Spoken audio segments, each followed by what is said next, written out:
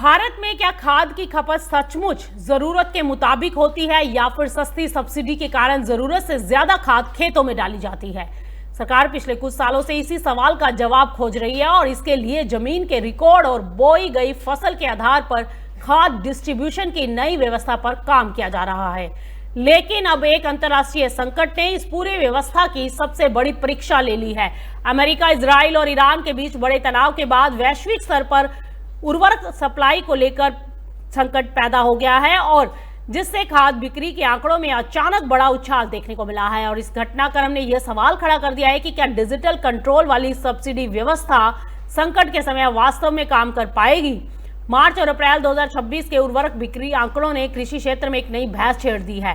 वैश्विक स्तर पर फर्टिलाइजरों की सप्लाई को लेकर बड़ी चिंताओं के बीच किसानों ने बड़े पैमाने पर खाद की खरीद शुरू कर दी है और सबसे बड़ा असर हरियाणा में देखने को मिला है, जहां यूरिया की बिक्री सालाना आधार पर करीब 80% बढ़कर 1,71,000 टन पहुंच गई। वहीं डीएपी यानी डाई अमोनिया फास्फेट की बिक्री दोगुने से अधिक बढ़कर 37 लाख टन हो गई है। यानी किसानों ने संभावित कमी की आशंका में पहले से ही खाद का स्टॉक जमा करना शुरू कर दिया है। और ये बढ़ोतरी इसलिए भी जरूरी है क्योंकि हरियाणा में हाल ही में सरकार ने एक पायलट परियोजना चलाई थी और इस योजना के तहत किसानों को उनकी भूमि के रिकॉर्ड और बोई गई फसल के आधार पर ही सब्सिडी वाली खाद उपलब्ध कराई गई। सरकार का दावा था कि इस व्यवस्था से रबी सीजन 2025-26 में यूरिया की खपत लगभग 1,26,000 टन और डीएपी की खपत 23,489 टन कम हुई। इसके चलते सरकारी खजाने में करीब 700 करोड़ रुपए से अधिक की सब्सिडी बचत हुई थी। सरकार ने इसे फर्टिलाइजर सुधारों की बड़ी सफलता बताया था।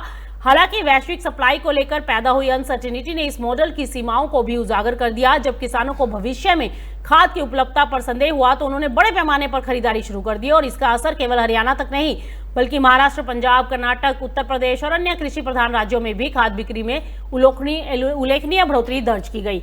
गुजरात और पश्चिम बंगाल जैसे राज्यों में यूरिया बिक्री स्थिर या थोड़ी कमजोर रही, लेकिन डीएपी की बिक्री 71% से 70% तक पहुंच गई।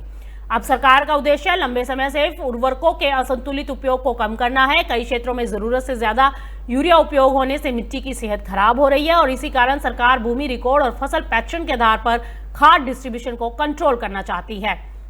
आपको बता दें कि फर्टिलाइजर विभाग के अनुसार देश के लगभग 65% किसान साल भर से केवल 5 से 7 बोरी यूरिया खरीदते हैं, लेकिन कुछ चुनिंदा जिलों में खपत असामान्य रूप से अधिक पाई गई और यही वजह है कि सरकार तकनीकी आधारित निगरानी व्यवस्था को आगे बढ़ा रही है। और दूसरी तरफ किसानों का तर्क है कि जब अंतर्राष्ट्रीय बाजार में संकट पैदा होता है तो सबसे पहले खाद की उपलब्धता को लेकर चिंता बढ़ती है। ऐसे में किसान अपनी जरूरत का खाद पहले से ही खरीद कर रखना चाहते हैं ताकि बुआई के समय उन्हें किसी प्रकार की कोई कमी का सामना ना करना पड़े।